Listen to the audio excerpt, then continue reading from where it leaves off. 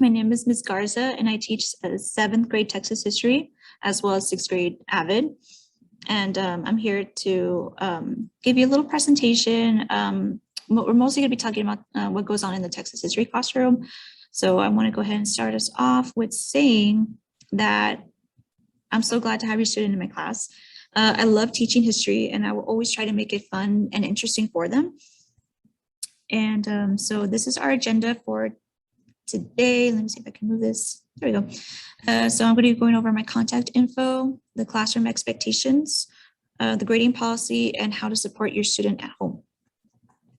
So let's start with number 1. Okay, so this is a snippet from my syllabus. It has all of my contact info, including this Google Voice number and my email. I will say that it might take me about 48 hours to respond to any communication, especially if it's submitted after 5:30. These are my tutoring times. I'm available on Wednesdays from 4 through 5 p.m. And these are my conference periods. They're on Mondays and Wednesdays from 2:15 to 3:45, and Tuesdays and Thursdays from 12:45 to 2:15. And students also have access to this information. Sorry, let me go over here. They have that information on Canvas here on the homepage. So if we go here, students immediately see, sorry, that's the bell. Students automatically see my office hours, my email, as well as the tutoring link to sign in case they don't have their phones with them and can't scan the QR code. These are just some of the units we're going over. We just finished American Indians and Explorers. We're right here on Unit 2, Colonizing Texas. And then we'll be moving on to the Texas Revolution, and then the Republic of Texas and early statehood. So that's what's on the agenda coming up in Texas history. So then let me go back. Oops, let me go back to the presentation. Okay. And this is also a little snippet that I put here in the presentation, but I already showed you on the Canvas course. So we'll go ahead and move on. My classroom expectations. So in my classroom, there is student accountability. I will always encourage them to develop a sense of accountability and responsibility for their work. Participation is essential in my course. Students are able to earn extra credit points just by participating in our in-class activities. They do earn bonus participation points that I will apply to their grade in the classroom to help give them a boost if needed. And there is respect. Respect is critical in developing a supportive academic and social environment. They must have respect for their peers and for their teachers. And then moving on to the grading policy. Late work. My policy reflects the YW late policy. So students are given 3 late passes per semester for each course. Once all those late passes are used, late work becomes a 0. However, students can contact me ahead of time if they need an extension. I'm here to ensure the success of your student in my class, and so I want them to be able to reach out to me in case they cannot meet a deadline. I will work with them, and I will try to be understanding. So preferably, they should contact me maybe 48 hours ahead of time. But if that's not possible, then of course I will allow 24 hours notice in case they can't submit an assignment by a specific deadline. Homework will usually be assigned on Fridays to be turned in on Monday and Tuesday of the next week. It requires reading of our online textbook. And I designed it this way so that way students have more time to complete it, since during the week, I understand that they might be swamped with other classes. And so I wanted to give them that time during the weekend to just focus on Texas history, and so that way they can also catch up and have background knowledge of the chapter we'll be going into, what we'll be talking about during the week. So that's why I assign it on Fridays. Required tutoring. If a student is failing my class with anything less than a 70, then they must attend tutoring.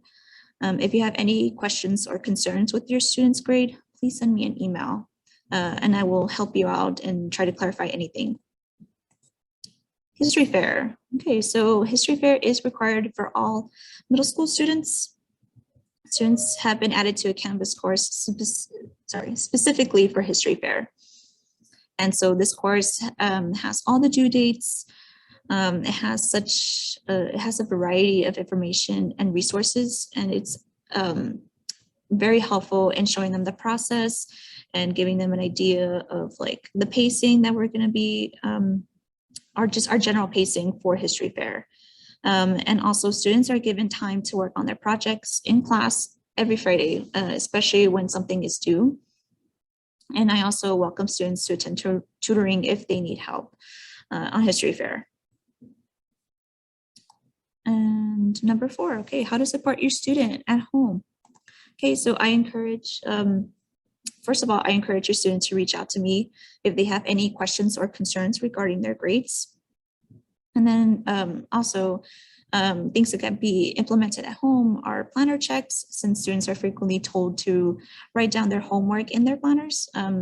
Keeping this consistency at home, it can be helpful in keeping them on track with their assignments and helping develop that sense of accountability. Asking students to check their Canvas course. I'll be announcing homework and due dates on Canvas. And so students can check there to see if any work is due soon or for general class updates. I do have this option here on Canvas. Oops, sorry. Let me go over here. No, go away. Okay, right here. So if they go on Canvas and they go to modules and they scroll down here, I have this module specifically for students who are absent, so they can access their notes, so that way they don't fall behind with their interactive notebook, which is a very, very essential thing in my classroom. We pretty much live in our interactive notebooks. And I will also update this with any other, class assignment. And yeah, that's pretty much it. They can just check here if they're absent and just keep in touch with Canvas, because Canvas is our lifeline in this situation. So always check Canvas for any assignments and announcements that might be there. And also students can track and monitor their grades on Frontline. And I would say that I would rely only on Frontline to see an accurate representation of what they're doing and of how they're doing in my class, sorry. So I would rely only on Frontline, since not everything goes on Canvas, and the grades there can be different from Frontline in the sense of how Canvas calculates grades. So I would recommend just relying on Frontline for this, especially since Canvas grades eventually go on Frontline. I would usually transfer grades from Canvas to Frontline. So always Frontline. And that's pretty much it for this presentation. Thank you for being here. If you have any questions or concerns, please email me. I will respond.